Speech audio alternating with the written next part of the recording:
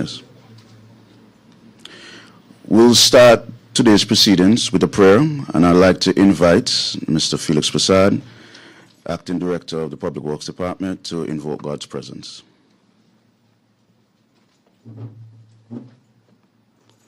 Could we all stand, please,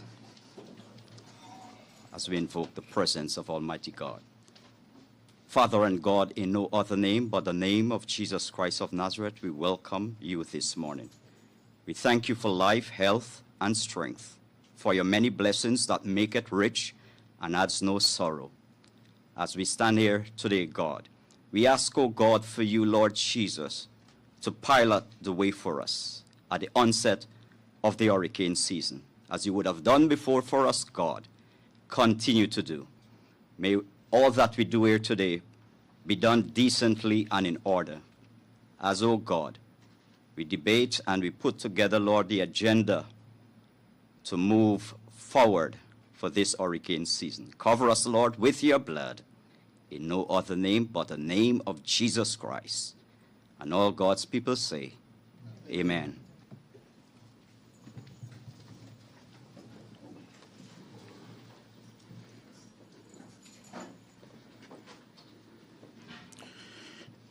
Your Excellency, Ms. Harriet Cross, Honorable Premier, Mr. Reuben T. Meade, Honorable Minister of Agriculture, Lands, Housing, Environment, Youth Affairs and Sports, Mr. John Osborne, Honorable Parliamentary Secretary within the Office of the Premier, Mr. Cranston Buffon, Honorable Deputy Governor, Mrs. Lindorna Sweeney, Honorable Attorney General, Mrs. Sherry Jemmett Rodney, Commissioner of Police, Mr. Mark Payne, Permanent Secretaries, the Director of the DMCA, Lieutenant Colonel Alvin Ryan, other directors and heads of departments, the staff of DMCA, the private sector partners, members of the general public, listening to us via ZJB radio or viewing us online via Government Information Unit, YouTube, and Facebook pages.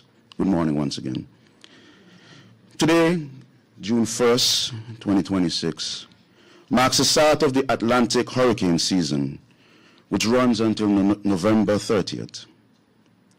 Within these 6 months, life can change in an instant. It only takes one. It is the responsibility of the persons in this room to ensure that the residents of Montserrat are prepared for the season ahead, as well as being ready to respond effectively if the need arises. This conference brings together a wide cross-section of persons from both the public and private sector who have various roles in the preparation phase, the impact phase, and the recovery phase of a tropical event affecting Montserrat. It is important that we are able to share ideas and understand how each organization fits into the national response mechanism so that we can work seamlessly together. As part of this conference, we would get meteorological forecast information as well as local status updates to show Montserrat's readiness for the upcoming season, and if gaps exist, the work that needs to be done to fill them.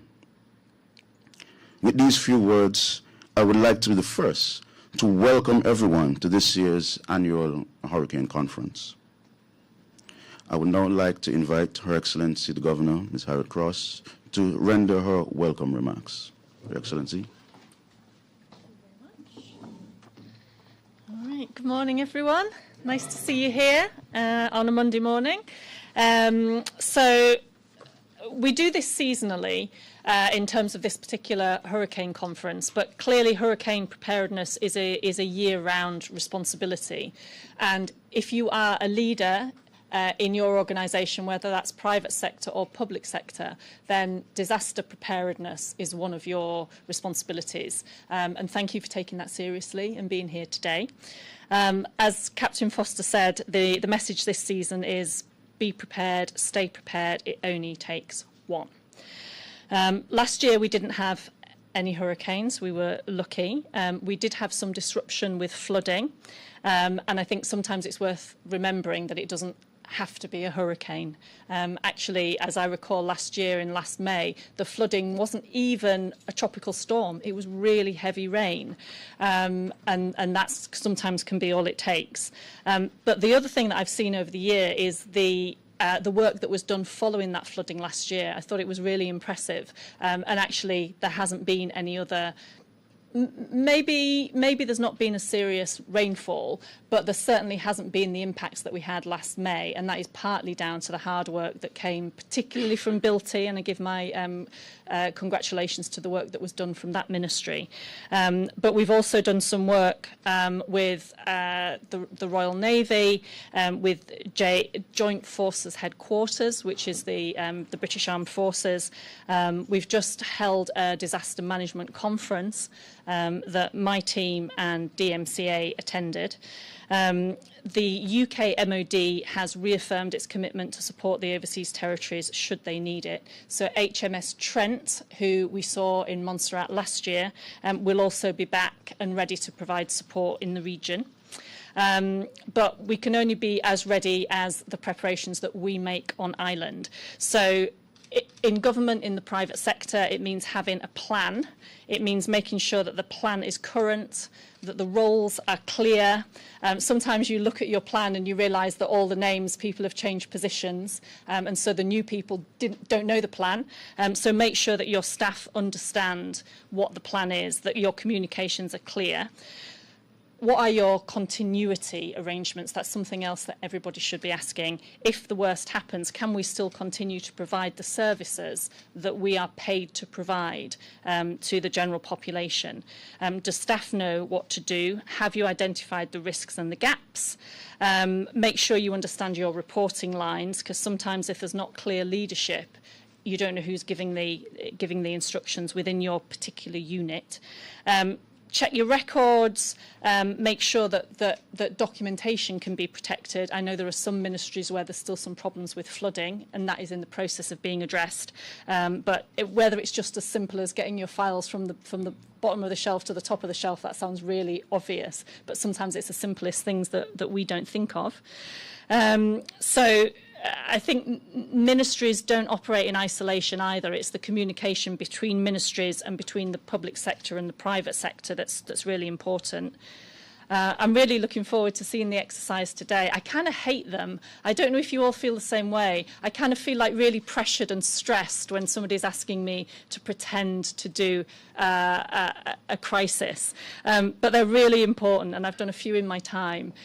So if you hate them like I hate them, just suck it up and realise that it's a lot better to make the mistakes in the exercise, because you will make fewer mistakes in real life when that happens. So it's suffering that is worth going through. And there's no pass or fail. I think that's the other thing. It sometimes feels like you're being tested, and you are being tested, but it's not in order to test you as an individual or to say you didn't do well enough. It's to spot where the gaps are so that we can all fill those gaps between now and when the really important crisis happens. So don't assume that you are ready. Check that you are ready. Don't defer action to, well, we're not quite into the highest peak of the hurricane season yet. I'll do it a bit later on. Do it now. Take action this week, today, where you can. And remember that being prepared is an important part of being a leader. So I'm proud of the leadership that we've got in Montserrat. It's really impressive. And so show that through your hurricane preparedness as much as you do in other ways as well. Thank you very much. Back to you. Thank you, Your Excellency, for those remarks. Moving right along, I'd like to invite the Honourable Premier, Mr. Reuben T. Mead, to render his welcome remarks at the start of this conference. Mr. Mead. Can I just say I endorse everything the Governor said, and welcome. Thank you. Hurricane preparedness. How many of us were around old enough to remember Hurricane Hugo? John, keep your hand up. Hurricane Hugo was the most devastating hurricane to have hit Montserrat in recorded history. Were we prepared? The answer is no. We did not have the kind of technology which we have now. When the hurricane hit the southern part of the island, some of us were in Salem in a rum shop having fun because we did not know what was happening. We knew there was supposed to be a hurricane. 2 weeks before there was supposed to be a hurricane, not even a drop of rain fell. And then Hugo was coming, and we figured maybe same old same. We can't, at this stage in our history, make the same mistakes because we have the technology. We can track hurricanes. DMCA is alive and running. ZJB is up and running. Social media is up and running. And therefore, we will have, hopefully, ample notice of any hurricane. Rainstorms, however, we do not necessarily know when it's going to happen. We had a rainstorm of about 11 inches in one day. The last one was not as intense. It was 6 inches, where you saw the damage. So we have to be prepared. And I want to compliment Bill T for the pre-hurricane work, which they have been doing and continue to do, by cleaning the guts, cleaning the drains, and ensuring that the drainage system works. They've cut a lot of trees, and I'm happy to see that as well, so that our power lines should be safe. But I have one disappointment. A year ago, I wrote to both telephone companies to take down the wires which are not being used. Flo has done a good job, but clearly I see a lot of hanging wires. And when the wires are loose and the wind is strong, you know what can happen to the power lines. Hurricane preparedness and response procedures are critically important. Be prepared. Always be prepared. Get yourselves ready. We all need to have our hurricane action plan, and we need to be in a position to know when to activate that hurricane action plan. This is not only for government and government offices, but also for our private action plans. Critically important. I know that most of us have seen their action plans for their ministries and departments. But have you looked at your own action plan? And I'm almost certain most of us will say, no, we don't have an action plan. We need to get our own action plan for our own houses as well. It is also now time to review the action plans. Because although we have had action plans in previous years and there have been no hurricanes, no significant storms over the years, we still need to be prepared, so we need to start reviewing the action plans. While we must seek to protect government property and equipment, we must also ensure that other critical assets, who are our staff, are themselves prepared and given time to look after their own preparation before they secure government's property. It may sound kind of wrong coming from head of government, but if the staff are not looked after, how can they come back to work after a storm? Do we have our checklist? Do we have our checklist? Because we don't have to wait until there's a hurricane warning for us to go through the checklist. We need to look at the checklist, revalidate them, check them again, because there might be that one tree that is sitting over your house, which can come down in a storm and take off your roof. Once the storm has passed and the all clear is given, do we also have a checklist in terms of what we are supposed to do after the all clear is given? one would expect that we'll say, go to the office and check that, make sure everything is okay. I'll go the other way around. It is our responsibility to call around to our colleagues and our staff members to ensure that they are okay before we ask them to come into the office to look after government equipment. And yes, after we've checked them, then those who need to come to the office should turn out to the office, no matter what time, what day of the week it is, to ensure that you're protecting government's assets and that you're ensuring that the assets are in fact in a good position. We will be doing an exercise, but I want to say one thing. We're told we should have canned goods. We should have other items. I'm urging all of us to start securing those items now. You don't have to buy everything one time.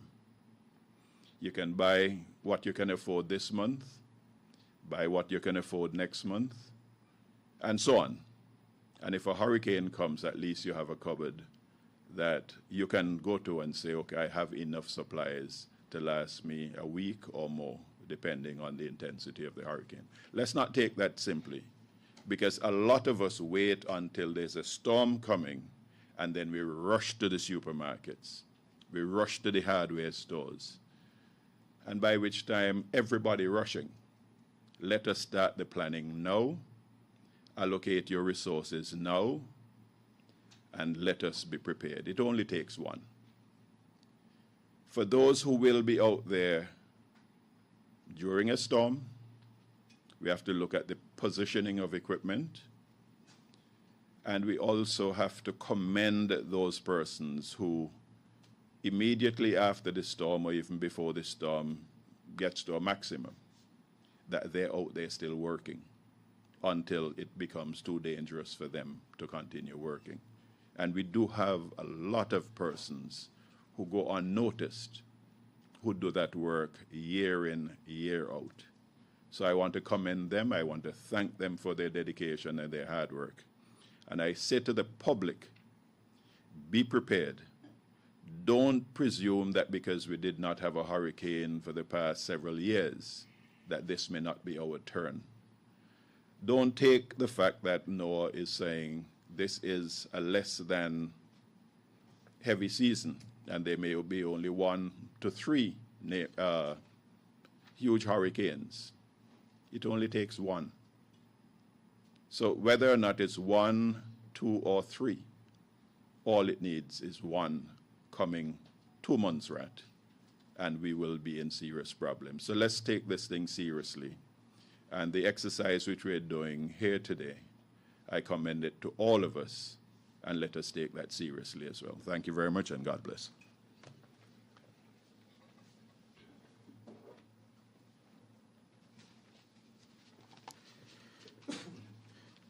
Thank you, Honorable Premier, for your welcome remarks.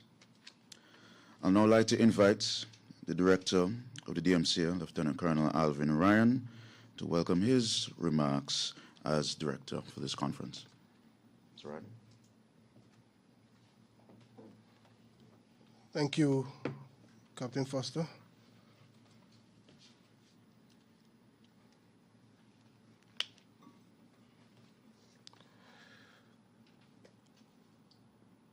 Good morning, all, and please allow me to add my welcome to you to our annual Hurricane Conference held here at the DMCA Conference Room.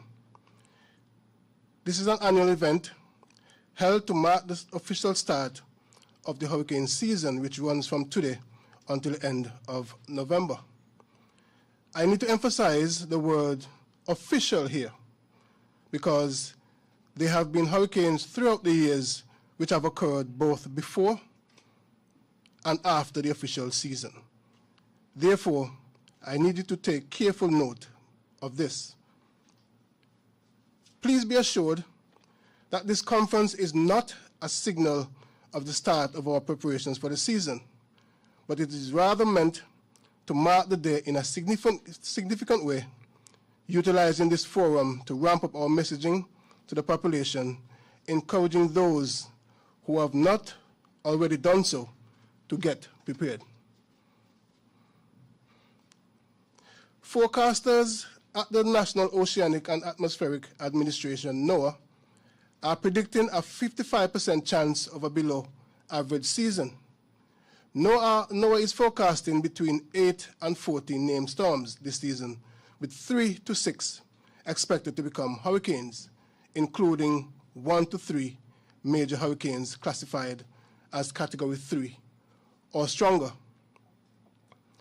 The consensus of the other weather agencies only serves to increase confidence in this prediction, and you will hear more about this in a later presentation.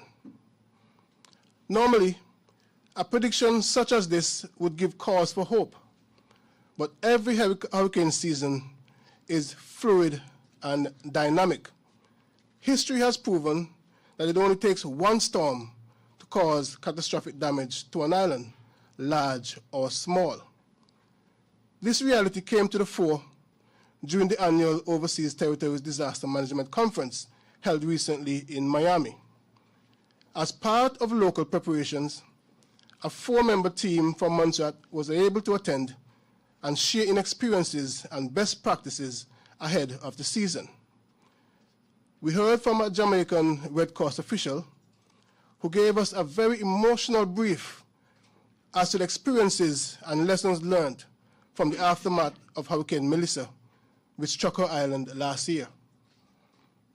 And our thoughts and prayers continue to go out to our brothers and sisters in Jamaica and the other islands which were impacted.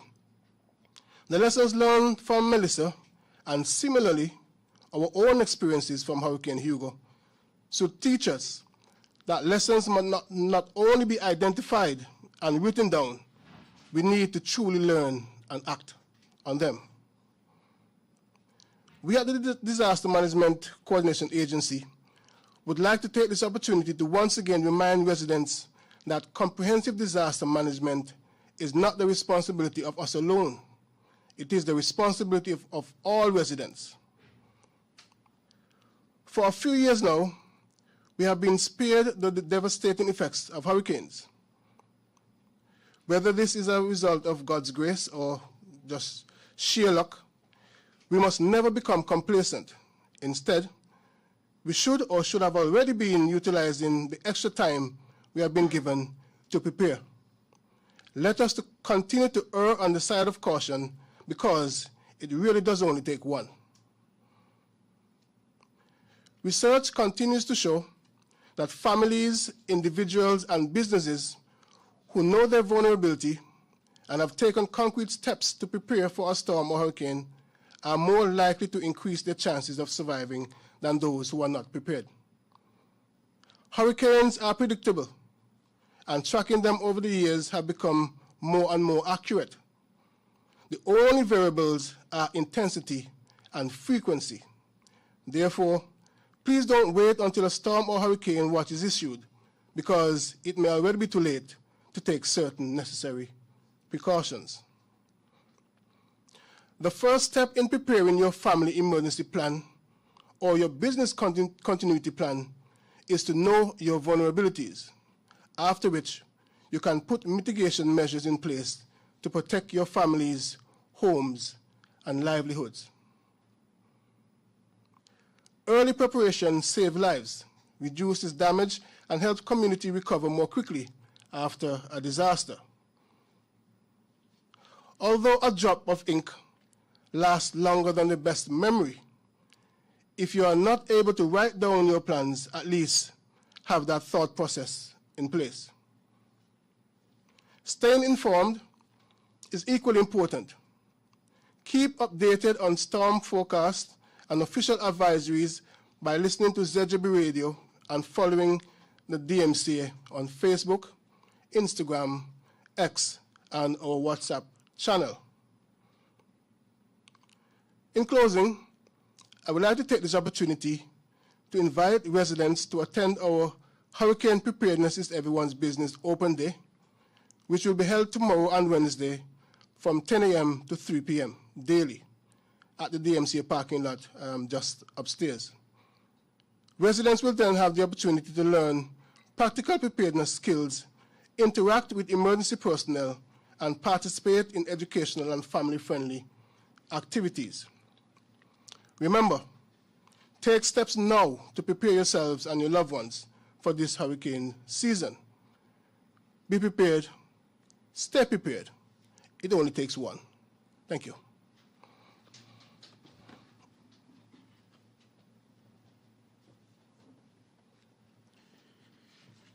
Thank you, Colonel Ryan. And from the three remarks that we would have had, we'd have seen the theme centered on preparedness, have plans, both from departments and ministries, but also personal plans for individuals. Check the plans to make sure that they are still relevant and valid. And in the events that Montserrat is impacted, in the aftermath, check on persons, not just your staff, but persons within the community, those that might be less fortunate than you, because we are all members of the one community in Montserrat, and for us to move forward, we need to constantly be each other's brothers and sisters. And with that, I'll also like to point out the preparedness guide, which persons would have gotten as part of coming to this conference. We know the Disaster Management Coordination Agency has these guides throughout the various stations within Montserrat. Take up a guide. If those persons that want a soft copy, we can find a way of getting those to you as well. Ensure that you are prepared. Get the information so that you can start developing your own preparedness plans. As the theme says, it only takes one. I'd now like to invite the Information and Education Officer within the DMCA, Ms. Shirley Anquili, to provide us with the outlook and forecast for the 2026 Atlantic hurricane season. Ms. Quilly.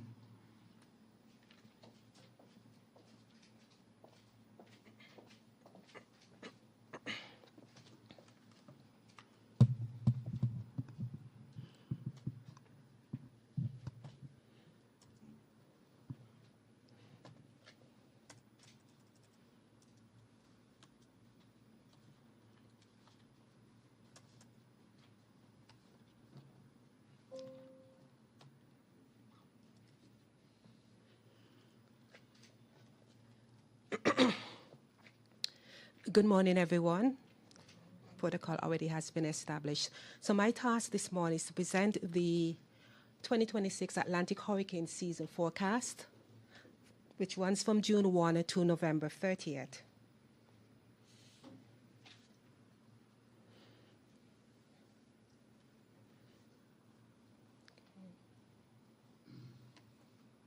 Okay, just to give a background for those of you who are joining us for the first time, Montserrat is a multi-hazard island, and we are vulnerable, exposed to both natural and technological hazards, including hurricanes.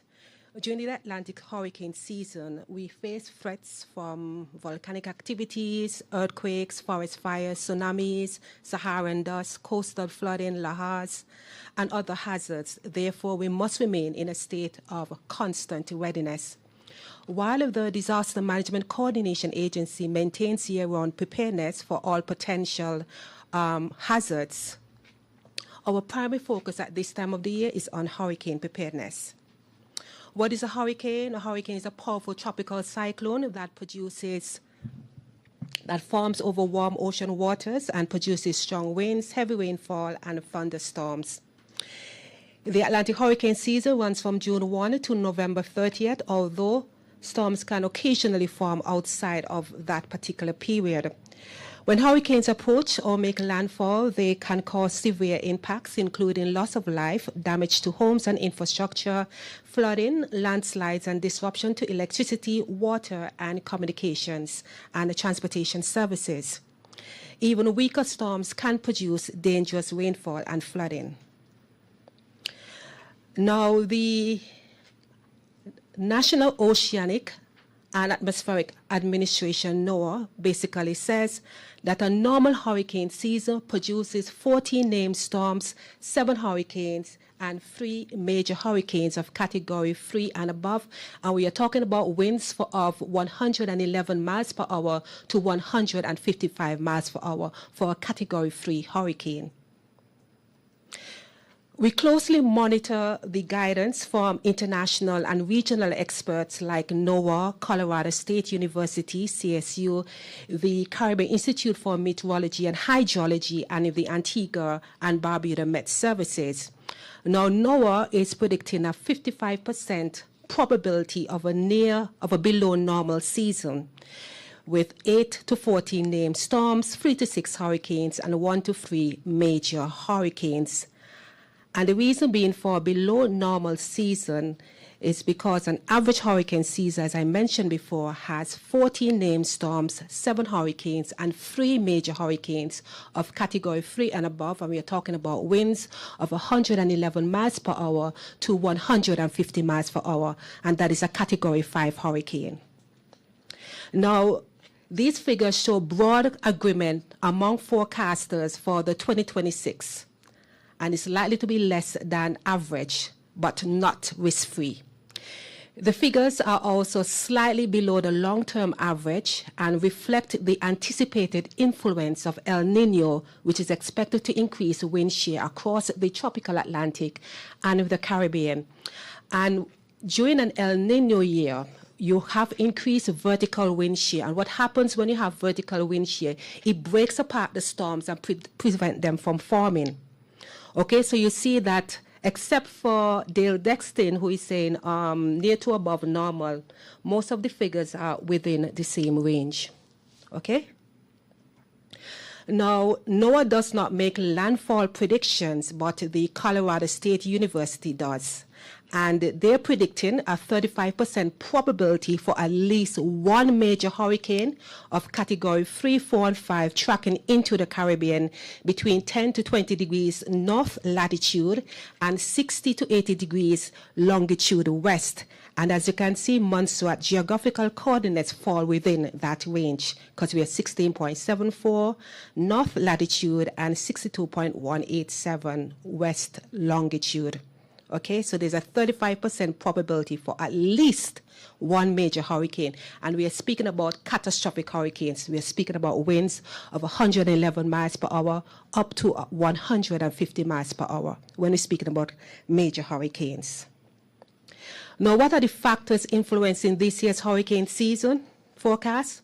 Strong upper-level winds. Saharan dust can suppress storm development by introducing dry air and reducing thunderstorm. However, it is not present continuously throughout the hurricane season.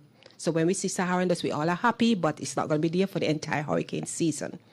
Warmer than average ocean temperatures in the Atlantic. The seas are really, really hot. El Nino conditions increase vertical wind shear and limiting storm formation. And high African monsoon activity, and high African monsoon activity produces tropical waves, and tropical waves can lead to storm formation. And high pressure systems and atmospheric circulation patterns. So even when a forecast calls for a below average or near average season, it only takes 1 storm near Montserrat to produce dangerous impacts such as flooding, landslides, storm surge, and damaging winds. Okay, so looking at past seasons with similar climate conditions in my research, the closest matches are 1997 and 2015. These seasons are useful comparisons because they were influenced by strong El Nino conditions similar to those expected in 2026. So if you look at 1997, these are the years closely matched, and 2015, you will see in those years we have strong El Nino conditions, and in 2026 it's forecast to have strong to potentially very strong El Nino expected. In 1997 and 2015, the overall season was below normal, but as you can see, there were notable storms such as Erica, which was a Category 3, and Joaquin, which was a Category 4 in 2015. So although in an El Nino year, you will also have major hurricanes as well. And these were the closest comparison to what is now predicted for 2026 in terms of climate conditions.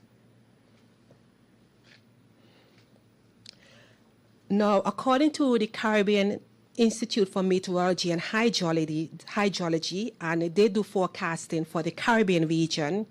They produce the CARICOF reports. The implications of a potentially quieter but erratic 2026 hurricane season for the Caribbean, usually peaking between mid-August to mid-October, losses to crops, livestock, infrastructure, transport, access to finance. You can also have loss of life as well, chemical leaching into soils if they are not stored properly, and disruption to water supply or interruption to needed maintenance. So these are the predictions coming out of CARICOF. Now, the peak of the Atlantic hurricane season runs between August and October. From October 20th to September 10th is the peak, and it goes up to October 1st. These are the hurricane names. Okay, all right. So keep in mind that whether it's below or above our average hurricane season, it only takes one storm to impact Montserrat. No tropical storms or hurricanes have formed in the Atlantic basin so far. Tropical storm watch, it means that tropical storm conditions with sustained winds of 39 to 73 miles per hour are possible within the specified coastal or land area within 48 hours. Tropical storm warning means that tropical storm conditions with sustained winds of 39 to 73 miles per hour are expected within the specified coastal or land area within 36 hours. So we have enough time to prepare for in the event that Montserrat should be impacted by a tropical storm. Okay, we have 36 hours to prepare. For hurricane watch, hurricane conditions with sustained winds of 74 miles per hour higher are possible somewhere within the specified coastal or land area, because hurricane preparedness activities become difficult once winds reach tropical storm force. The hurricane watch is issued 48 hours in advance of the anticipated onset of tropical storm force winds. Now, a hurricane warning and announcement is made that hurricane conditions with sustained winds of 74 miles per hour higher are expected somewhere within the specified coastal or land area, because hurricane preparedness activities become difficult once winds reach tropical storm force. The hurricane warning is issued 36 hours in advance of the anticipated onset of tropical storm force winds. These are the categories of hurricane. We have from Category 1 to Category 5, starting at 74 miles per hour up to 155 miles per hour. What are the key takeaways for the 2026 hurricane season forecast outlook for Montserrat? A quieter season expected, but not risk-free. Okay? El Niño reduces the likelihood of storm development, but does not prevent hurricanes from forming or impacting Montserrat. All right? So even in an El Niño year, you can also have Category 4, 5 storms forming. All right? It only takes one hurricane. Seasonal forecasts do not determine where storms will track. A single hurricane passing near or directly over Montserrat could still cause significant damage regardless of how active or inactive the 2026 season is overall. Peak risk remains August to October. Historically, the peak of the Atlantic hurricane season occurs between August and October. Residents, businesses, and communities must use the weeks ahead starting now to review their emergency plans, assess your risks from heavy rainfall, flooding, landslides, storm surge, and strong winds. Secure your property and replenish your emergency supplies, as the Premier mentioned earlier. Multiple hazards remain possible throughout the hurricane season. Not all impacts come from hurricanes, as Her Excellency the Governor mentioned. Tropical waves, troughs, and other weather systems can produce intense rainfall or prolonged dryness, leading to flash floods, landslides, rockfalls, roads washout, infrastructure damage, and bushfires during extended dry spells. Okay? and Montserrat's steep terrain, volcanic landscape, and seasonal rainfall variability make these hazards a continuing concern for us at the DMCA, even when tropical cyclone activity is below average. Coastal areas remain vulnerable, and we're speaking about areas like Cards Bay, Little Bay, Old Road Bay, and Ice Bay Hill. Strong winds and the low pressure associated with tropical storms and hurricane can generate dangerous waves and storm surge, leading to coastal flooding, beach erosion, and damage to coastal infrastructure. So businesses in vulnerable coastal areas should closely monitor forecasts and official advisories. Saharan dust only provide a temporary relief, as I mentioned. So the bottom line, while the 2026 hurricane forecast is less active than normal, Montserrat remains exposed to a variety of weather and climate hazards, hurricanes, flash floods, and our many hazards that we are vulnerable to can occur and pose significant risk to life, property, and infrastructure. And we're also vulnerable to earthquakes as well.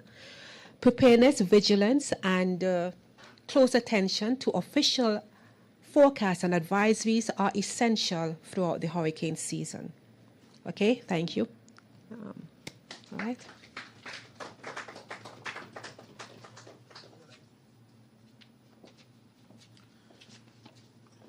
Thank you, Ms. Quealy, for that comprehensive overview of the outlook and the forecast for the 2026 hurricane season.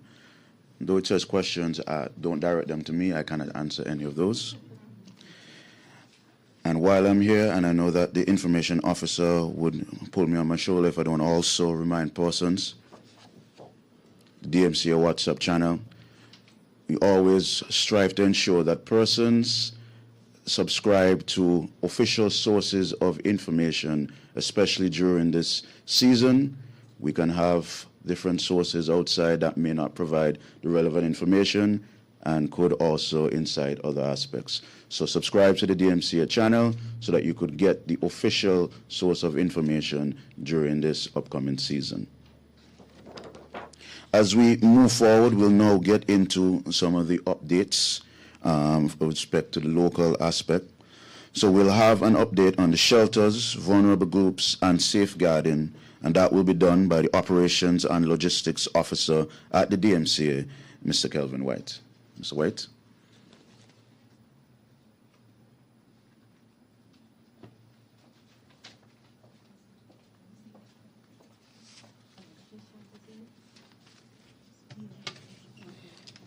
Yeah, no worry about that.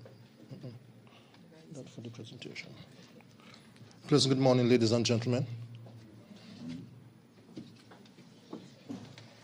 I'm tasked this morning with giving an update as to our preparations for the upcoming hurricane season.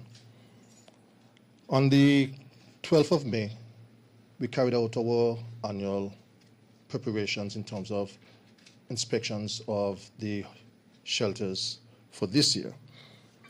We have 7 shelters of the 10 shelters on book which will be activated for this year's hurricane shelters.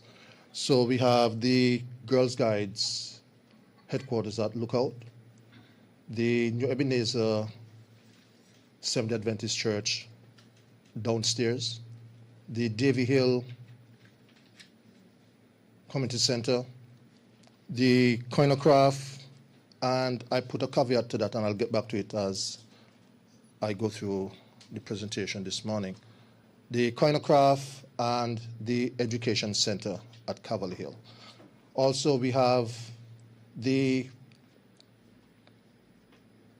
2 shelters in Salem, which would be the community center, the new community center, and the downstairs of the Pentecostal church. This year, we were ably assisted once more in terms of carrying out the inspections by the fire service and the technicians at Built, alongside the DMCA's electrician. You can understand that this team plays an important role in covering or ensuring that all shelters are up to a particular standard in the case that we have to be activated. So one of the concerns that we've had over the years was the facilities being equipped with fire extinguishers. This is something I must say this year we have seen a improvement in terms of fire safety. Most of the shelters come equipped with extinguishers, but the DMCA themselves, we saw this a few years ago, and we have actually purchased a number of fire extinguishers that if we need to, we can deploy if the particular shelter is found deficient in this area. Okay, so I mentioned that we undertook the shelter inspections on the 12th of May. The Coinocraft, which was identified as the facility that would cater to persons with disabilities, because it has the wheelchair capability in terms of showers and that kind of thing. When we got there, we found out that it was actually being prepositioned in terms of use. It is now housing persons from the hospital project. So we are in the process of actually trying to identify an alternate option in terms of when we're going to deal with persons with vulnerabilities. So that is one of the things that we need to address. Also, at the other site, the upstairs of the education center is also being utilized by the hospital workers. But the thing is that they now have access to the bathroom and kitchen facilities downstairs. This is something that we'll have to have a discussion in terms of if we activate it, how we're going to work that dynamic. All right. The shelters themselves have backup water supply, emergency water supply, along with generators. One of the challenges that we have, we do not have enough generators that covers all shelters if we have to be activated. This is something that we've been working on for some time now. And what I can say, we are in discussions with some funding agencies who are quite keen in terms of supporting us and being able to deploy and purchase emergency generators for all shelters. So this is something that we wish we would have had in place, but let's say it's something that we're looking forward to. So for the upcoming season, what we would do, we would, based on activation, because there are times when all shelters are not activated for a particular event, we would determine where we would deploy the necessary backup generators if the time arises. So I mentioned the Salem Community Center. This is one of the bright spots for the department in terms of our shelters, because this facility has been offline since 2015. And it was one of our premier facilities in that, in terms of shelter capacity, it offered at this point in time being able to house upwards of 50 persons when we had it. But because of issues with the roof and certain structural issues, we had to take it off. So you can imagine when we realized after the start of the hurricane season, after completing the inspection last year, that was when the facility was brought back online. We were able to actually identify it as a shelter if we had to activate, but this year it is officially on the shelter list for our shelter stock. When we did the inspection on May 12th, we were unable to inspect it on the day because of, on that said that they were having CXCs, so we weren't able to access the building on that day. But we are happy in terms of the checks that were done before to say that we are satisfied that the facility itself is up to standard. But just for a follow-up, we would actually go and do a follow-up check of the facilities. So shelter capacity for the upcoming hurricane season. We were basing our shelter capacity on having each of the 7 facilities available to us for this hurricane season. I can remember when we had the meeting, the NDPRAC meeting the other day, HE, that was one of the questions that you had asked, all right? So we were looking at 220 in terms of shelter spaces for, but after doing the inspection and with the situation that has arisen in terms of the choreograph, we are now down to 190 because that would have taken away 30 spaces that we would have actually had in the original numbers that we've had. I think one of the things that we need to look at in terms of going forward is we have had discussions before in terms of increasing the shelter stock for the St. John's Community Center and also the Arts and Education Center over at Braids. That's by the Pentecostal Church. I must say we've had discussions with the engineers that built, so that is something that is being addressed.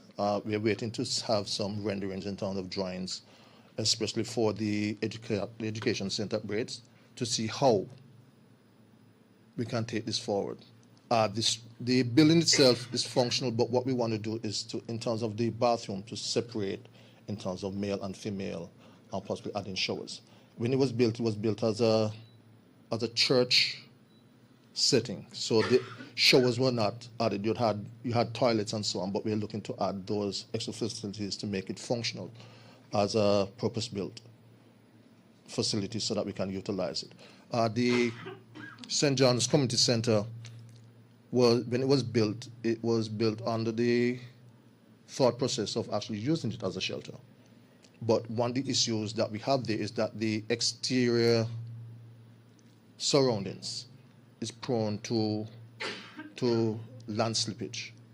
So one of the things that we had recommended was for a retaining wall that would mitigate against that. Once that is put in, I think that the facility could be actually certified and added to the shelter stock. I mentioned that we're only using 7 out of the 10. So in 2012, we had done a shelter review, and the Mungo Hill Estate Church was actually on the list. We have never used that facility in terms of a hurricane scenario. That was mostly there in the event of we had a volcanic scenario where persons had to be evacuated from Salem, that they would be housed in that. The structure is not suitable for a hurricane event. So that, but I'm now considering that we need to consider maybe taking it off the list itself. Also, we've had the Braids Primary School. Because of retrofitting, the space is no longer suitable to be utilized as a hurricane shelter.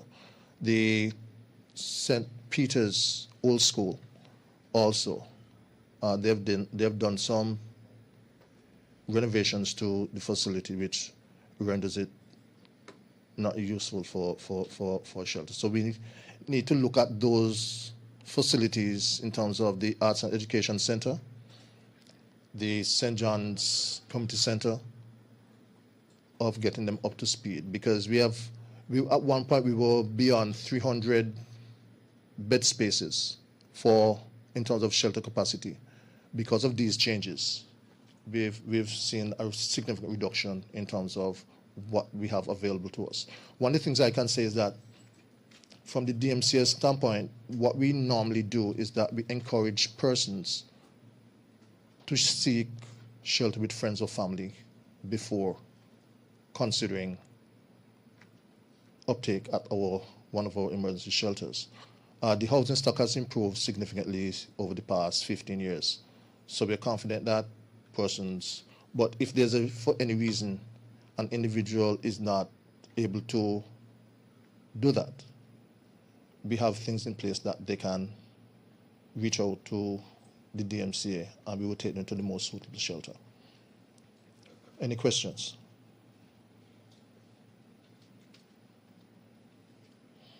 If no questions, thank you. Enjoy the rest of the day.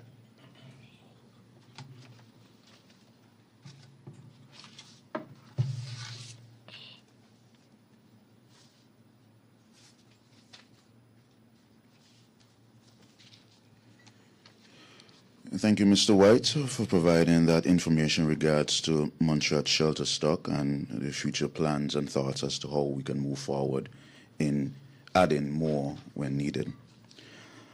We'll now move on in today's proceedings and have a presentation by Lieutenant Colonel Alvin Ryan entitled Command, Control, and Communications. Colonel Ryan.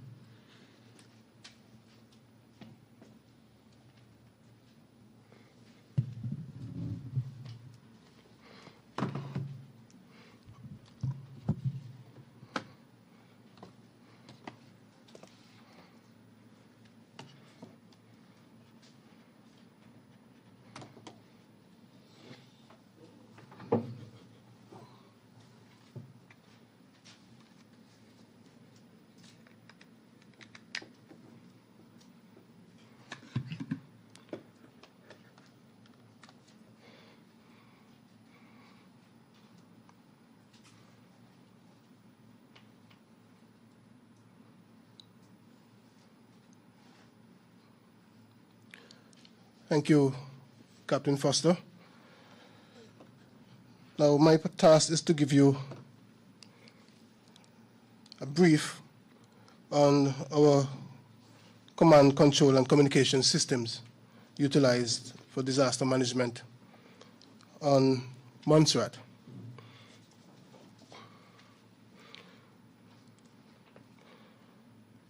On your left, that yellow building, you think you'll be able to recognize that is the DMCA, the very building you're sitting in here this morning. This building was purpose-built to form the hub of all disaster management activities on Montserrat. All the players come here and we deliberate and treat with any hazard that may befall us. Interestingly, on your right is the Glennon Hospital, which still sits in a former primary school.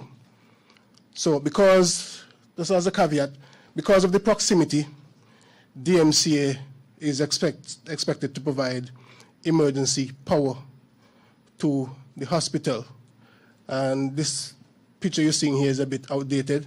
Those two small red roof buildings on the end, that's our generator room. Happily, because the hospital project is well underway, we have a new generator room built, but because the generators that were there before were getting on in age, we were happy that the decision was made that we'll be able to use one of the two new generators that will be installed as part of the hospital project. One is enough to carry both DMCA and the hospital with the redundancy of having a second. And one is just now temporarily installed for just about a year.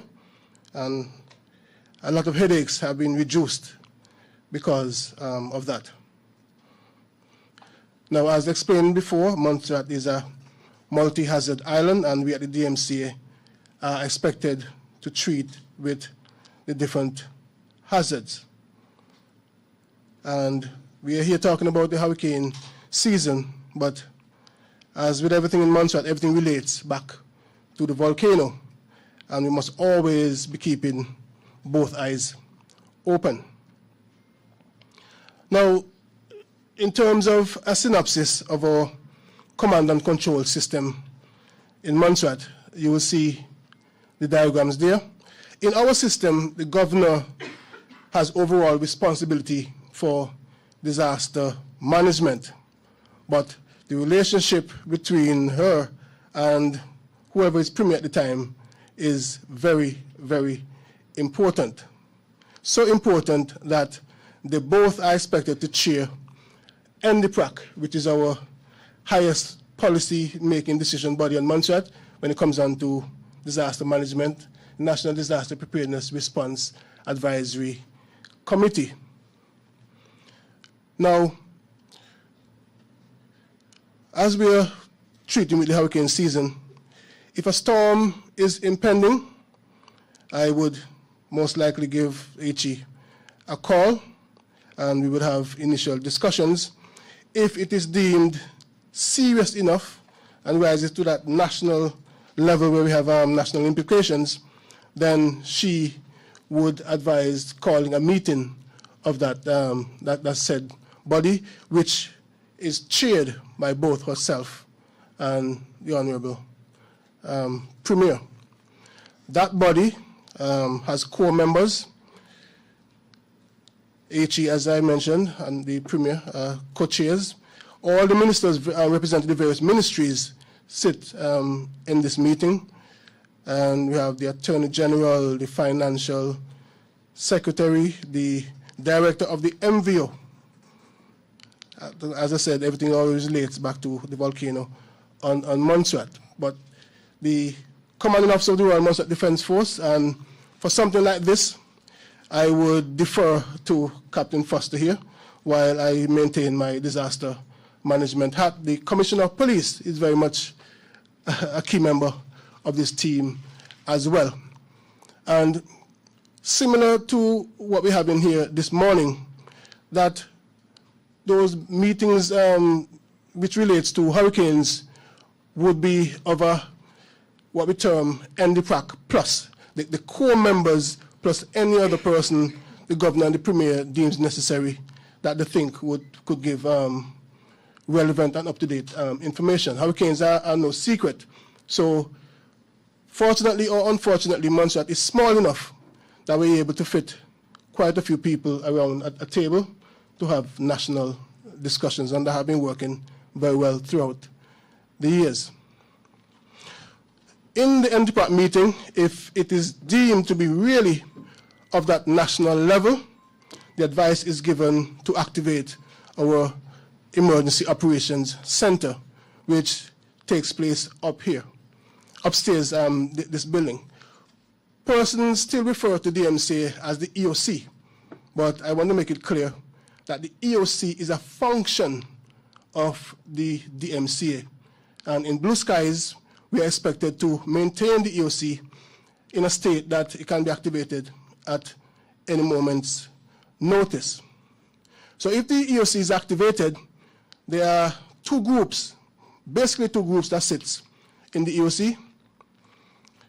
The NDPRAC, which would now collapse back to its core grouping, and that would be the policy group, emergency policy group, and just outside the sliding door, if you're familiar with upstairs, you see some cubicles.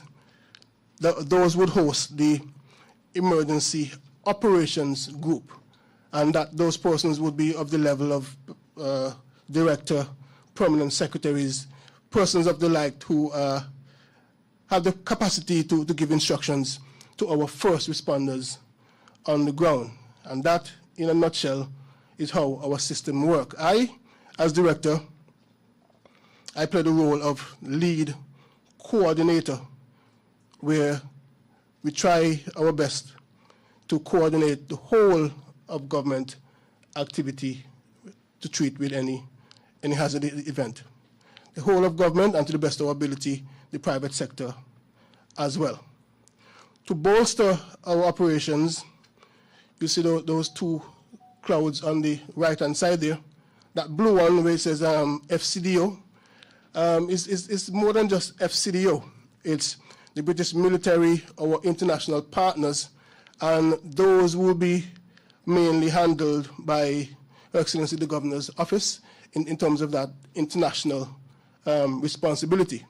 Below in green, CDMA and the regional response mechanism, and even more than CDMA, but the whole caveat is that regional response, and because the Premier's office is responsible for regional affairs, the Premier would be expected to handle those regional partners who are expected to help us. And again, I reiterate that these discussions would take place between the Governor and the Premier so that everyone is joined up appropriately. And that, in a nutshell, is how our system works. They're not rain clouds. Matter of fact, I should have made both of them blue to represent a blue sky. Moving on. This is just a listing of some of our emergency communication methods. And a key one for us is ZJB. I don't know if it's a good thing or a bad thing that we only have one radio station, but the good thing is everyone knows that's where you tune in to get that official information as it pertains to government. There are lots of private forecasters out there, lots of advisors, but we try to reiterate as much as possible that ZJB is the place to go for that official information. And backing up our system as well is our whole island alerting system. We have a system where there are 10 sites located throughout the island, and these are utilized to alert the population. When persons hear the siren sound, by now they should know that it's a signal to tune in to ZJB for that official information, as I mentioned before. Well, yes, Premier, I was just coming to that. If you're on Montserrat, you will hear during every weekday the siren sound at 12 p.m. This is not necessarily a signal for lunch, although if the system alarms even 2 minutes late, I'll be receiving calls where folks are telling me I'm eating into their lunchtime. But this is really a test of our system to make sure that it's working. And outside of those 12 p.m. alarms, there are internal silent tests that takes place every day. And just to inform that recently, we were able to access funding to update our system, where we were able to buy new parts and have them locally installed by our in-house technician. I'm very grateful for that and for them for their expertise. To wrap up that project, we're expecting to have at least one, maybe two technicians come from overseas to basically test and verify the system. And not only that, they're expected to give us ideas how to future-proof the system and to provide training for our local staff here. Another mechanism that we use is the HF radio, high-frequency radios, and we use these to test communications with our overseas counterparts fairly regularly. Antigua is our focal point in terms of that CDMA system, and we have regular communications with them. But I can assure you that we have reached as far as Trinidad utilizing that emergency system. Another system that we use is the VHF very high-frequency radios.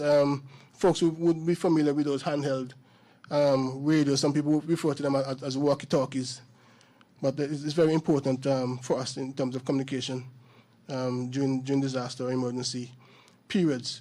We do not have enough at the moment, and this is something that we are working on, but I can assure you that part of the reason that DMCA exists and our partners come here as a disaster management hub is to determine priority areas, and we will look at those and treat with them appropriately.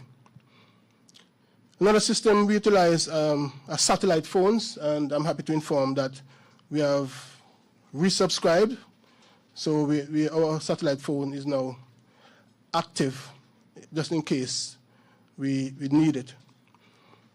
Another system we utilize, we have a few beacons, and that's a system that utilizes satellite technology, but these are not currently subscribed because whereas they are important, we have to weigh whether or not it makes sense to activate them at this time. They can be activated if needs be, but because of the reintroduction of the fiber optic cable to Montserrat, our communications have been more stable throughout the years. Long may that continue. Another emerging technology that's being used nowadays is providing that you have internet or Wi-Fi is WhatsApp. It's a very effective tool for communication. And we here at the DMCA utilize basically all the social media outlets as well. And I'm very excited that in conjunction with the DITES and the Premier's office, we are in discussions with a particular company in terms of utilizing new and emerging technologies, and I will not go beyond my skis on this. I don't want to steal the Premier's thunder.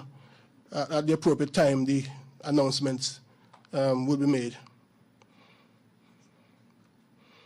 This is just a picture of a typical siren site, and we are actually looking to increase the numbers. Yes, we are talking about hurricane season this morning, but we have recently opened up an area, St. George's Hill, for tourism, and we are hoping to put one of these sites up there as additional protective measures. And we are because of our country work program, we are in discussions with the Caribbean Development Bank in terms of funding for this, and the discussions seems positive at the moment. Now, I simply put this picture up as a reminder. As I said, everything always relates back to the volcano, and we must always keep both of our eyes open. And with that, I would like to conclude this presentation. Thank you.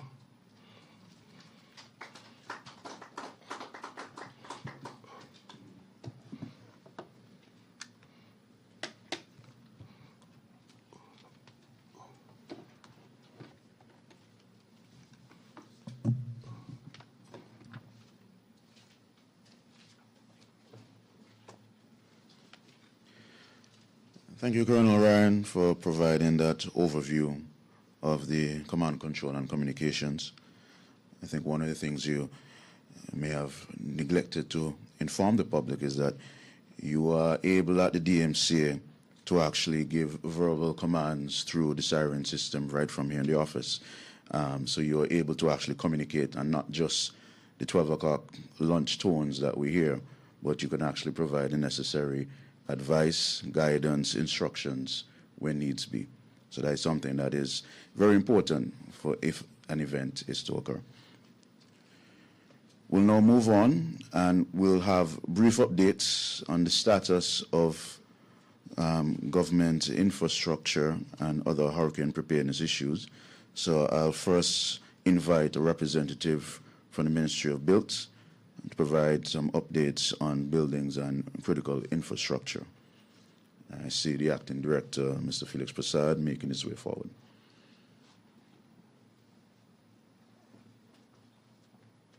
Thank you very much. Good morning again. The Honorable Premier would have already provided the updates on our infrastructure, so this is very easy for me. Thank you, sir. But just to say that we will continue to maintain our water systems, our drainage systems across the island, and in particular our guts. Once it rains a lot, we will make sure that our guts are well kept.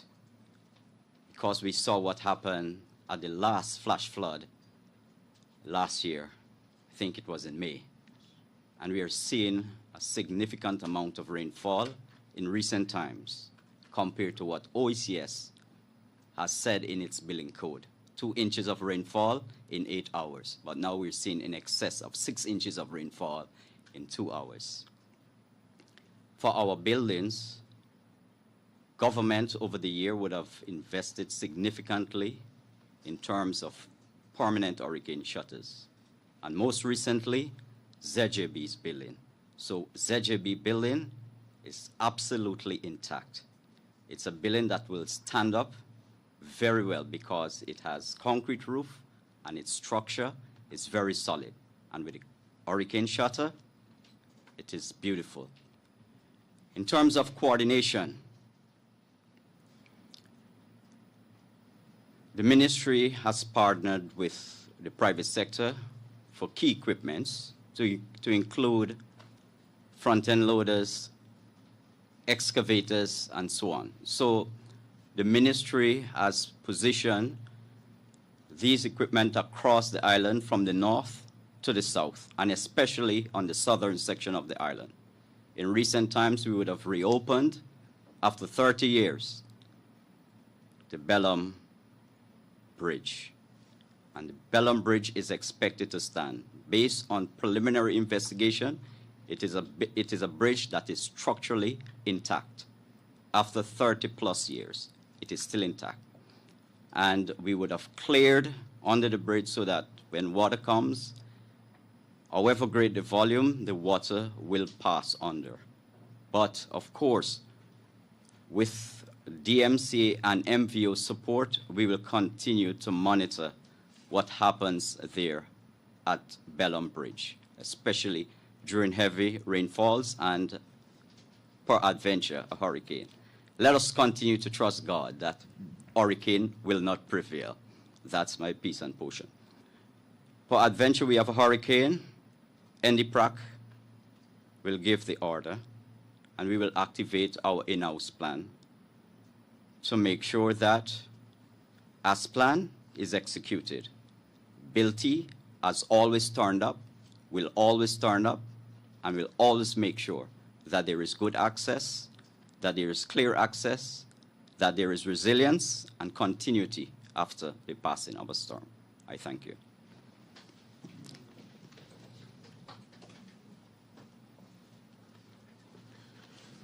Thank you, Mr. Prasad. And I echo those sentiments through to my other capacity of working under Mr. Prasad. I'd like to invite any other department that would have been asked to provide updates for today's proceedings. So we look at environmental, health, trade, any of the other representatives that are currently here that are ready to provide their updates. Don't be shy. We are all here to learn. All right. I see the Permanent Secretary for the Ministry of Agriculture, et al., Mrs. Castle.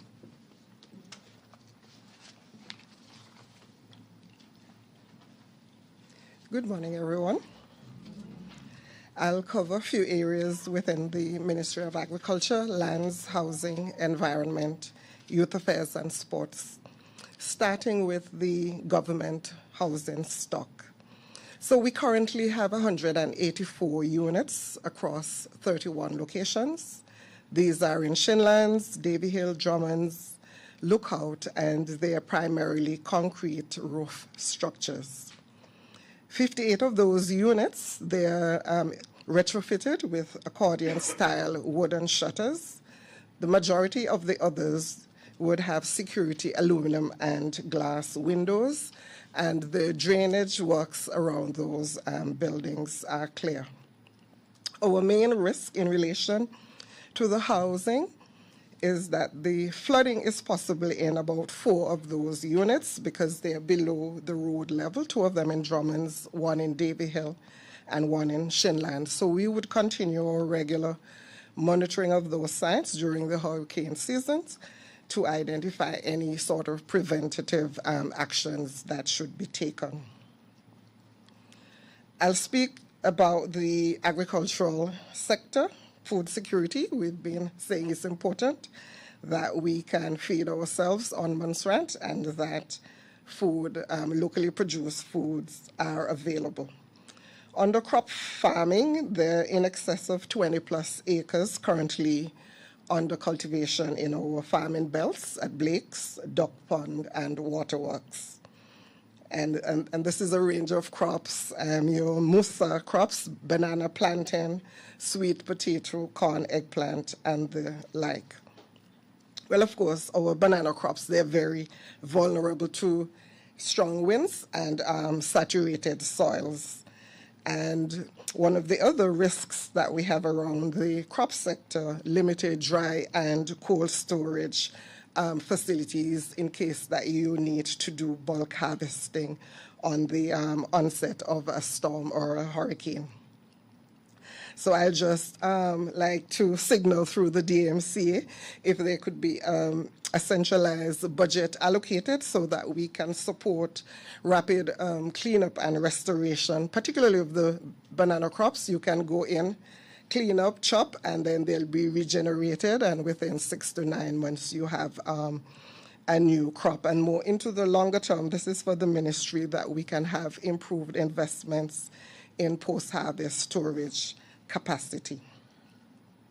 Of course, the livestock and poultry, the main risks relate to flooding or damage to the infrastructure, and that there is a high dependency on imported food.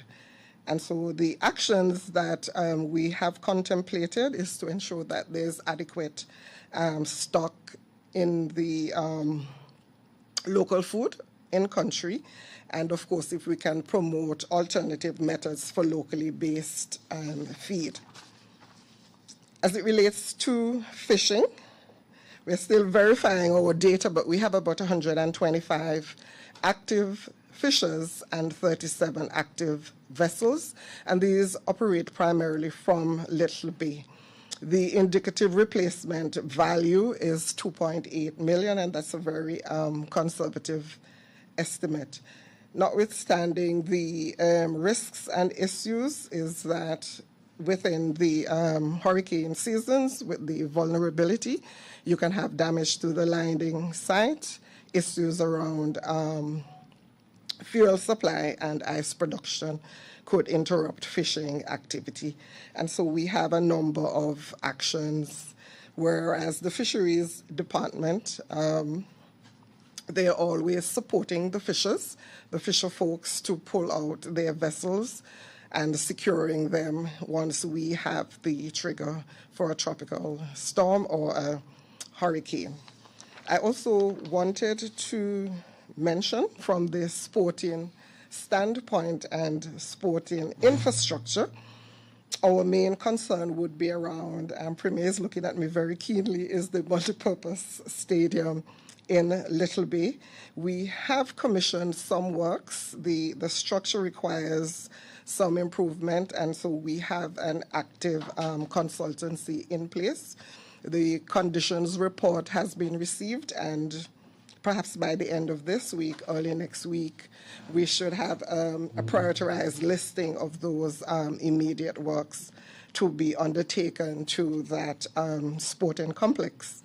And more generally, we have service providers, facilities manager, and grounds maintainer service providers. So all of our sporting grounds are being monitored regularly. We would continue to do that. And if peradventure you have silting deposits and so on due to heavy rains and strong winds, we should be able to go in. We would have our baseline and try to recover as soon as possible post-event.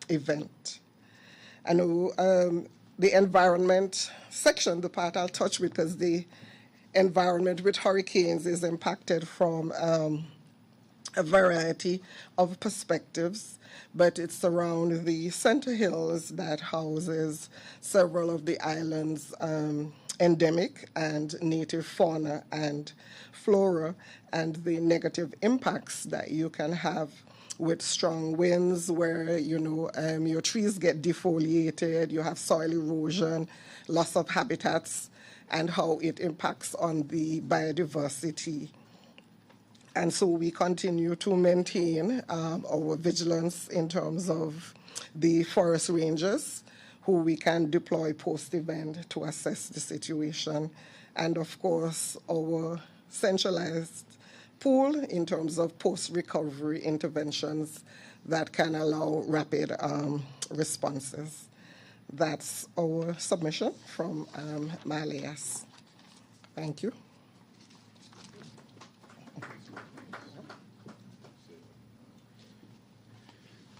Thank you, P.S. Castle. I'd now like to invite the representative from the Ministry of Health to provide their update on health and any environmental health matters. Principal Environmental Health Officer, Mr. Garrett Stanley.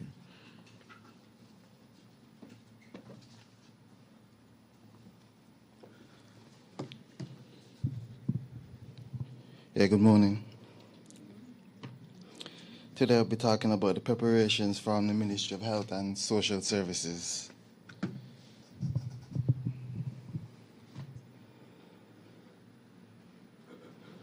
For us, the preparedness is twofold. We will look at how you secure the building, protect our staff, our equipment, but also preparation, how to serve the public in the event of a storm.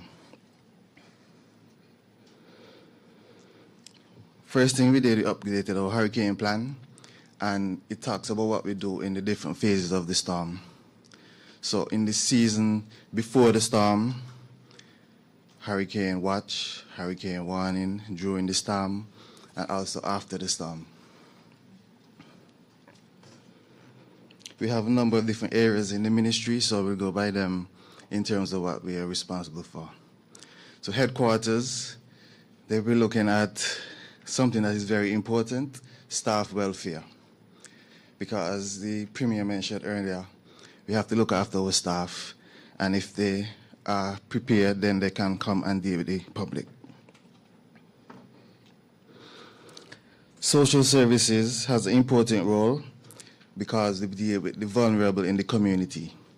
And as part of that, they have a list of the vulnerable, and they go and look at the needs and how they can help them. Before the storm, they go out and they verify that their safety is in place. Another important thing is that they liaise with the LDA in terms of the lookout warden housing. As you know, we have a number of vulnerable older folks that live there. So they liaise and make sure that that building is in proper condition. Then, as you know, we have primary health care, which deals with the clinics.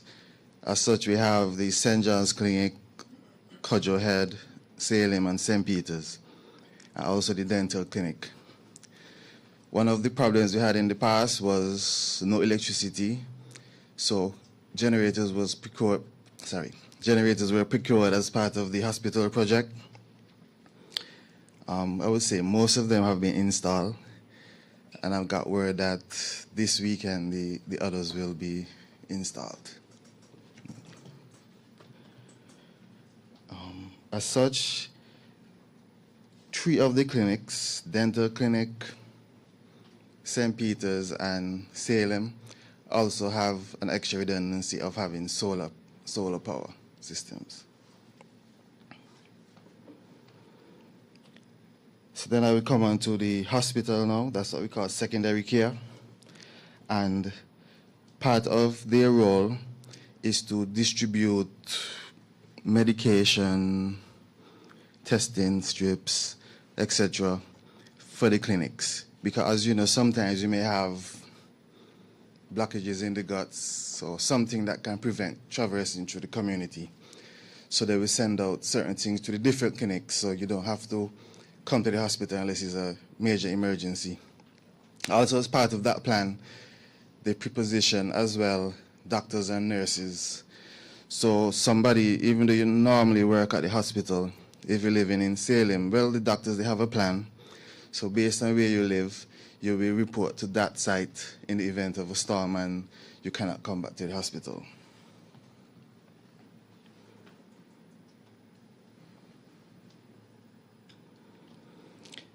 Another thing that I didn't mention but is important, that we also look at preparation in case of deaths. So we have some emergency stocks of coffins, and we look at storage after in case of deaths. As I say, we don't like to think about it, but it's something you have to plan for. Another major thing that we have is relocation for the hospital. As mentioned before, it's in an old school. The new building is under construction, so we hope that next year we can be sorted. But for now, firstly, if there's a storm up to Category 2, the block with the casualty is moved to the ward building. And so everything will be under one building. The theater and the morgue have a concrete roof, if necessary, that they have to go into. However, a bigger move now is if it's a storm expected at Category 3 or above, there's a move to the Lookout Auditorium, right? And that, in conjunction with the Defense Force, we would have to have a move of persons to the auditorium. However, I should also mention, if a storm is coming, most of the persons who are not necessarily the most serious persons, they will be discharged. So it's only the persons that have to be in hospital that will be going over to Lookout. One other section I would like to mention is environmental health, and the role of environmental health after the storm mostly is we will go to the shelters, as you know, inspections and the sanitation. We can look at, we talk about fire and those things are important, but in terms of communicable diseases, and even, it's not the case right now, but we have COVID and other diseases in the future that can be. So you would have to have more spacing in between persons. So even that, look into consideration that the numbers for the shelters that may have to be maybe halved in some cases. Another function is to food safety. So for instance, you have electricity going out and some of the places generator not working. You may have to inspect food to see if they're fit for human consumption. If that's not the case, they have to be disposed of. Or even sometimes maybe we might have flooding. So some things can be flooded and cleaned, but something definitely would have to be disposed of. So that's the presentation from the Ministry of Health and Social Services. All right.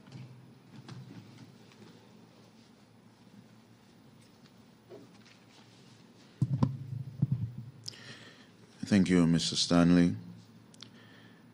Is there any other presentations that are to be provided?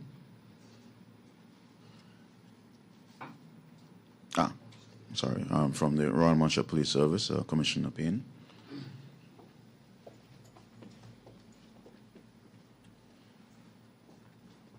Thank you, and thank you to the room. So I'm going to be very quick. We have a very well-established hurricane plan. We have refreshed the hurricane plan and updated our staff and positions accordingly. That is well rehearsed with our partners over the years. I just want to talk about a couple of new capabilities that will be available this year. So as you know, we have acquired some drones and some drone pilots. We have trained staff from police, from fire, and from partners in their use.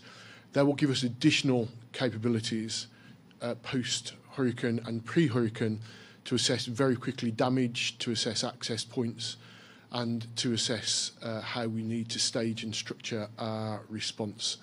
Those drones have thermal imaging capability, so can see and identify people who might be in distress, and we'll be able to direct our resources accordingly. The second thing is our new marine capability. So we have the ability to get our marine vessels out of the water immediately prior to hurricane and deploy them back into the water very quickly. We have now 3 vessels in our fleet that will be able to go to multiple points and provide resources. So should Fogarty be cut off, we'll be able to move resource from one side of the island to the other using those vessels, and we are exercising and testing how we deploy the vessels in that period. We've worked with the port to ensure there is safe storage for the vessels during the hurricane period, and our marine staff will be able to deploy quickly, hopefully post any incident, to provide whatever resources are necessary. The final thing that I just want to touch on is Salem Police Station. So Salem Police Station has been renovated. We're just waiting for our colleagues in Dites to install a final piece of electrical safeguarding that will allow that station to become functional. We will, of course, ahead of any hurricane or tropical storm, forward deploy fire, police and ambulance resources with appropriate staff, so that should we need to deploy from Salem, should Fogarty become difficult or impossible to pass, we have the capacity to provide emergency care using a combination of those vehicles, the vessels and our trained officers. We did do a refreshed search and rescue training process this year and have bought new additional kit for our search and rescue officers.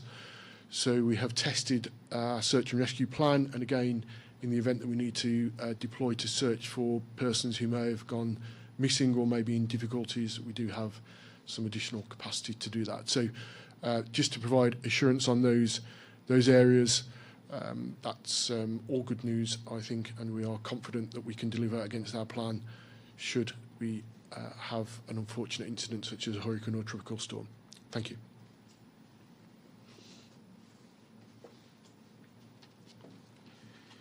Thank you, Commissioner Payne. I recognize Dr. Gregory Julius, who will provide an update on for the Ministry of Education.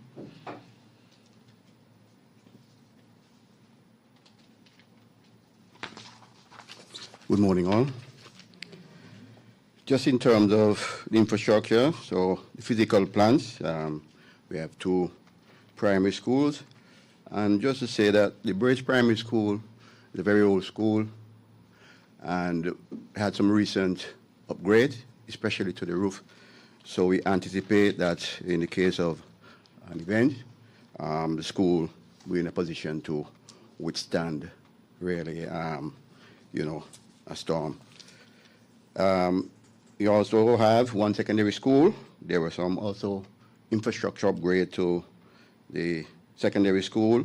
We have the early childhood centers. We have 4 centers, and also we have the college. Now, in terms of plan, basically what we have done, we have upgraded the preparedness plan.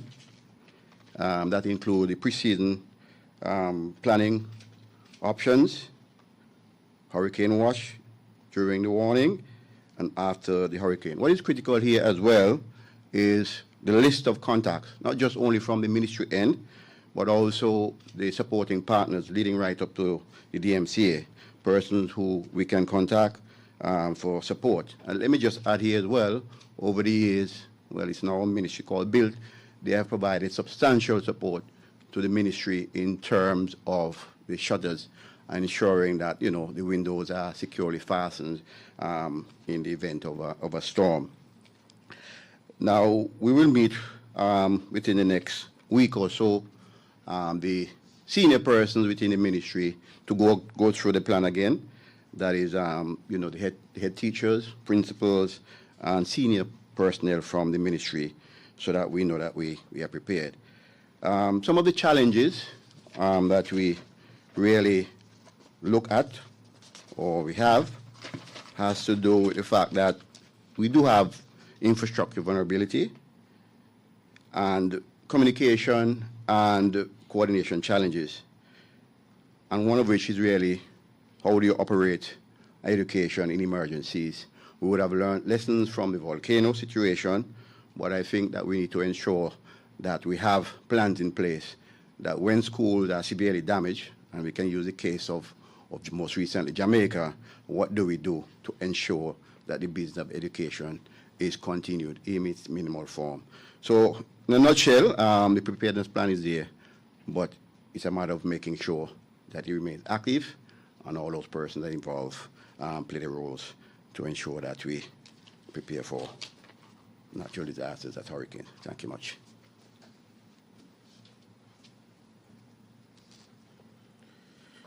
Thank you, Dr. Julius. Any other interventions from any department? So they invite the Cabinet Secretary to provide an update.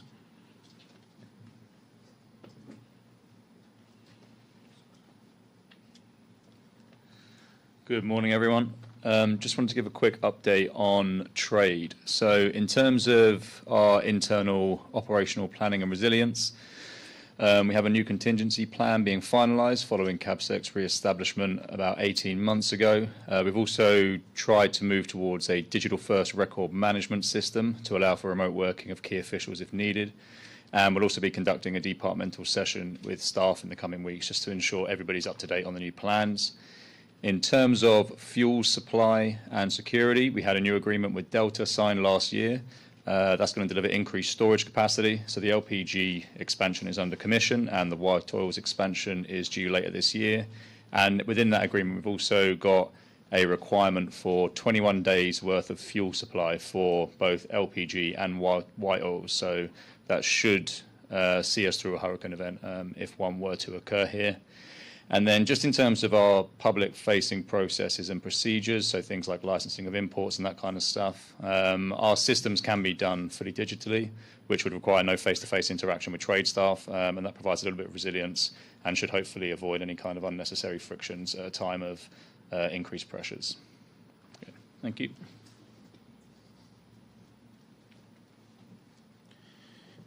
Thank you, Mr. Bean. Any other interventions on government? All right, so we'll have firstly the Red Cross, and we'll have the representative for MVO coming up. So, Director of Red Cross, Mrs. Delmont Ryan. Thank you, Captain Foster, and good morning to everyone. From the Red Cross point of view, we would have had our pre-hurricane meeting, not conference, with the British Red Cross as well as with our overseas territories partners as well. And I can update that our satellite phone has been tested, so we'll be available should we have a disaster or hurricane this season to be able to provide the restoring family links to Montserrat should we have any challenges, giving additional capacity to what already exists. In relation to our hand radios, though, although we have 6 of them, we still need to have those programmed. So we'll be working closely with the DMCA to make sure that our frequency is, they're all connected and we're able to connect should we have a situation. We have our stocks check being done. We have the capacity to provide for 30 families should we have such situation, and this would include things like tarpaulin, stove, beds, etc.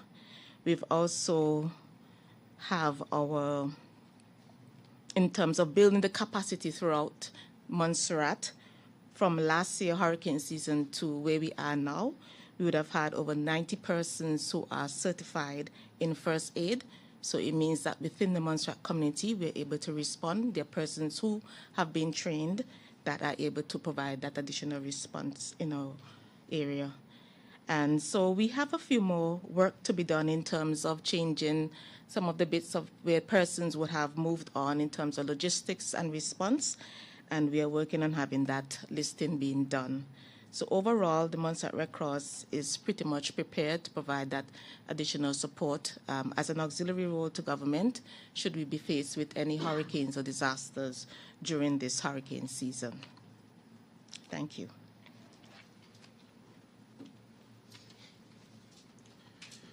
Thank you to the Montserrat Red Cross. I'll now invite the representative from the MVO to provide the update.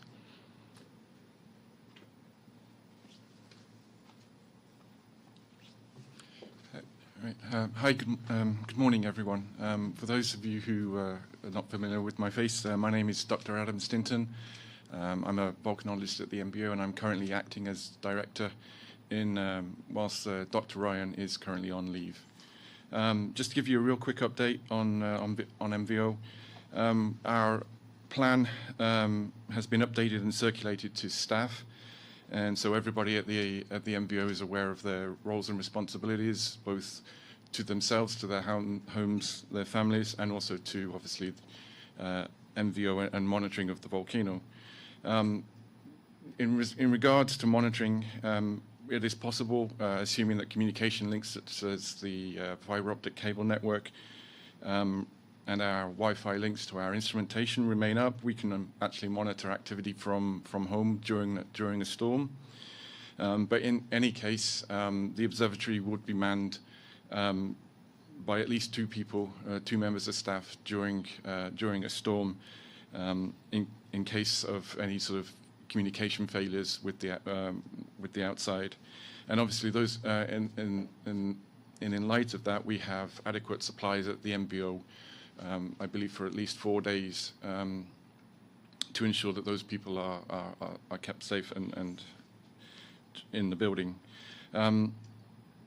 Repairs to our building are sort of ongoing, but ongoing slowly. We do have a few issues with regards to leaks from the roof, but they have been identified, and we are trying to identify a contractor in order to ensure that work is completed. We were also trying to identify an appropriate facility in case the observatory is rendered inaccessible or severely damaged. And obviously, during a storm, we will continue to provide regular updates to NDPRAC and all other interested persons, including the public, via all regular channels. And one final thing, MVO now has 6 trained UAV pilots. We have 3 UAVs, 2 multi-rotors and a fixed wing. And while they're primarily for monitoring of the volcano, we will obviously be able to assist in any sort of post-event, post-disaster mapping or damage assessment. We will also obviously be able to use those to assess the status of the volcano to a certain degree post-hurricane or post-event. So that's the information I wanted to provide to update everybody from MVO. Thank you.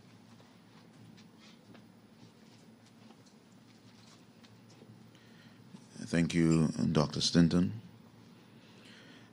I think this brings us to the end of the interventions and updates from persons, both within the government and...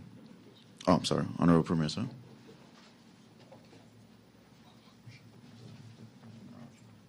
No, man, you sit down too long. Just one minor update, and I think we're worried about the communication system. We've been fortunate to be able to have a modern communication system over and above the satellite phones, where you'd be having satellite communication. I think some of us are using it already in Montserrat. So if our phone systems go down, I think we have about 26, which will be circulated to the various personnel and also to the shelters. Okay, so that should help. MVO is on the list as well. So we should all have good communication. If one goes down, we'll have satellite communication as well. This is separate and apart from sat phones. It's the new technology using satellites.